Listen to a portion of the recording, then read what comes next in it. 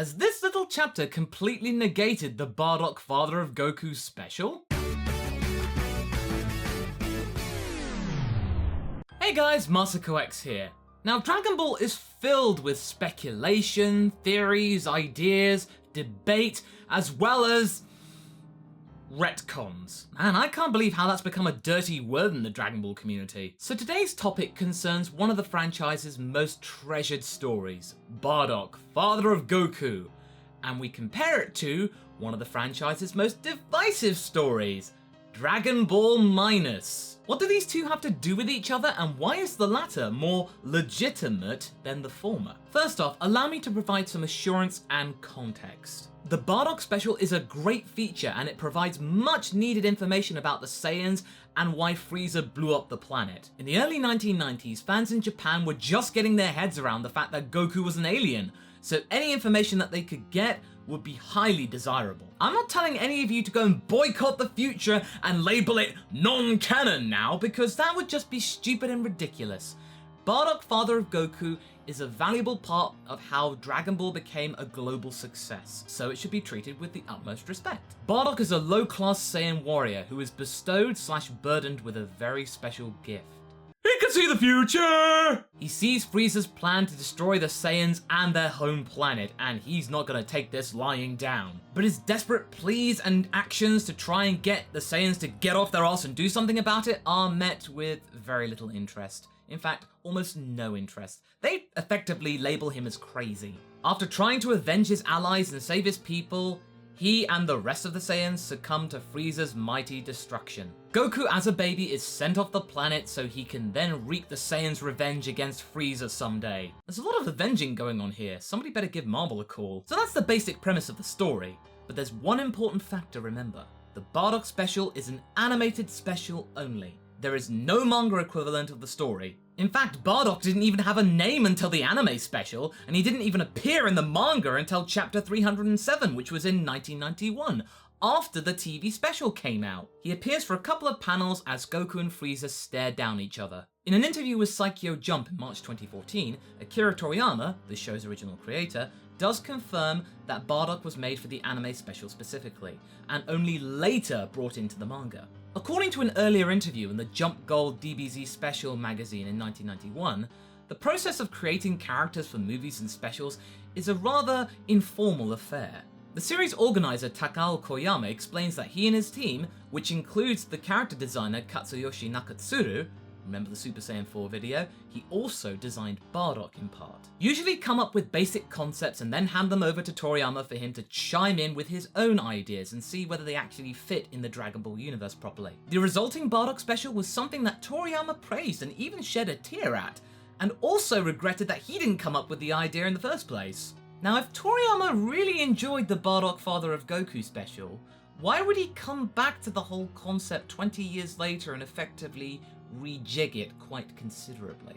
This rejigging was realized in Jaco the Galactic Patrolman Volume 1. During Toriyama's production of the manga Jaco the Galactic Patrolman, he included a special chapter which contained the origins of Bardock and Goku, and included a new character, Goku's mother. As well as that, he added a special message, which he often does in his creations. It reads thus: "Just when you've unexpectedly learned a little bit about Dragon Ball's past, I've specially gone back just a little bit further and drawn anew the circumstances of Goku's departure for Earth, which even the author found out for the first time." Knowing Toriyama, this is just a little bit of fun and something not to be taken too seriously, but you know Dragon Ball fans.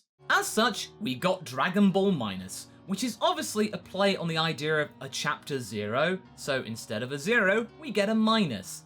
Haha, Toriyama, you're a classic guy. The manga chapter only consists of about 10 pages and almost feels like a featurette. The story mostly consists of Bardock and the remaining Saiyans returning to Planet Vegeta on the orders of Lord Frieza. Bardock's a little suspicious about this, and upon his return, he demands that his son Kakarot, who's the only son on the planet, be sent off Planet Vegeta so they can figure out what the hell is going on before Frieza arrives. His wife Gine, Goku's mother, complies, and together they prepare a space pod which is then sent off towards Earth, saving Goku in the process. and luckily escapes the attention of the Galactic Patrol. Thank you, Jarko, and your lovable incompetence. 1 month later, Planet Vegeta is destroyed. The English version of this manga chapter was released by Viz only 3 days after its publication in Japan. That is very, very quick. But the overall consensus about Dragon Ball Minus is a negative one. You see what I did there? People hated all the inconsistencies with the Bardock special. People were traumatized about the fact that everything they knew about the 1990 TV special had been just completely rewritten, removed, completely nullified in their eyes. Bardock wasn't a badass anymore. Goku was a toddler and not a baby.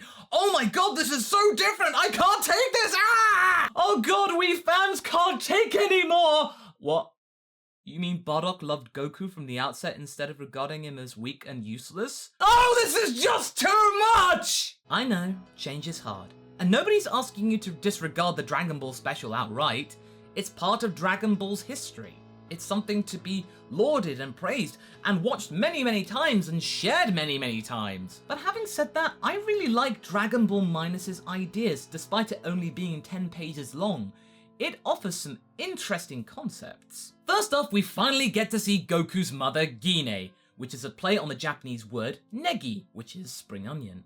Vegetables, Saiyans, makes sense. She's a kind-hearted Saiyan who used to fight with Bardock many years ago, but has since become soft and then disregarded as a warrior, and has since gone to the kitchens just to prepare meat for returning warriors. Then we're introduced to the fact that only several thousand Saiyans live on Planet Vegeta at any one time.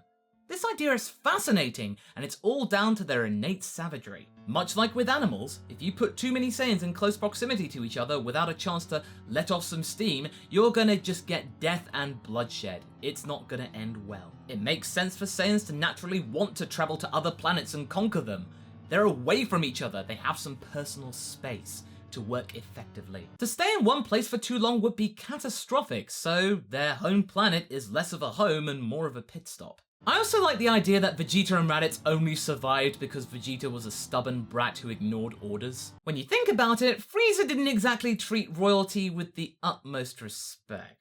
If Vegeta had just been a weakling figurehead of a prince, he would have just been slaughtered with his father. Vegeta was lucky in that he was the most powerful of all the Saiyans bar his father, but he was only a kid, so he could be manipulated in theory by Frieza. Vegeta was strong, but not too strong. He could be kept in check by the likes of Zarbon and Dodoria, and then sent off to some kind of barrack somewhere to be forgotten. Being forgotten is the ultimate punishment for any kind of royalty. Then we have Goku and his birth.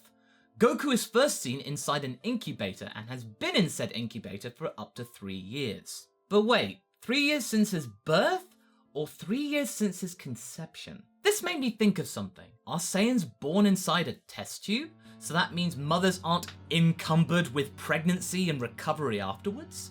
Does that mean that they can return to the battlefield almost as instantaneously as dropping off some eggs and sperm? It makes sense given the fact that Saiyans are so few in numbers, they need as many hands on deck as possible. To not have to worry about pregnancy and childbirth is something that Saiyans would take with open arms. And if Saiyan children are grown inside incubators, it also removes the bond that parents have with their children. They're away, they're detached from that crucial period of imprinting. They don't get that connection like humans do. Normally this wouldn't bother a Saiyan, they just fertilize a test tube and then be on their way.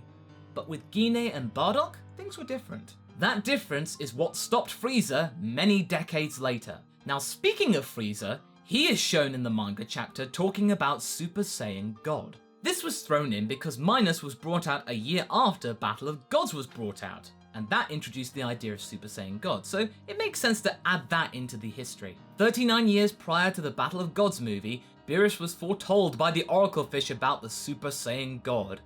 Beerus didn't like the idea of this, someone who could challenge him, so Beerus called upon Frieza, the most influential dictator in Universe 7, to dispose of the Saiyan menace once and for all. Of course, Frieza would have been glad to help Beerus because anything that could stand in Frieza's way is something that he would want to dispose of as well. And even if Frieza didn't want to do it, he would have done it anyway because, you know, God of Destruction, he's kind of persuasive. Then we have the thought about Goku being sent off because he had to survive instead of just going on a standard mission. This makes his survival and place in the Dragon Ball story much more important and much more special. Goku was lucky for two reasons.